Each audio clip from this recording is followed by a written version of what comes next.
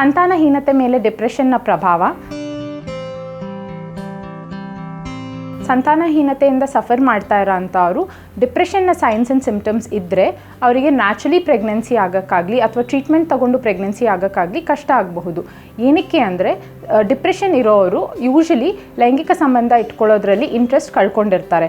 Plus ಡಿಪ್ರೆಷನ್ನಿಂದ associate ಆಗಿರೋ stress, ನಮ್ಮ ಜೀವನ ಶೈಲಿಯಲ್ಲಾಗಿರೋ ಬದಲಾವಣೆ, ನಮ್ಮ ಸ್ಲೀಪ್ ಪ್ಯಾಟರ್ನಲ್ಲಾಗಿರೋ ಬದಲಾವಣೆ, ನಮ್ಮ ತೂಕದಲ್ಲಿ ಏರ್ಪೇರ್ ಆಗಿರೋದು, ಇದೆಲ್ಲ ನಮ್ಮ ರೀಪ್ರೊಡಕ್ಟಿವ್ ಹಾರ್ಮೋನ್ ಬ್ಯಾಲೆನ್ಸ್ನ ಅಪ್ಸೆಟ್ ಮಾಡುತ್ತೆ.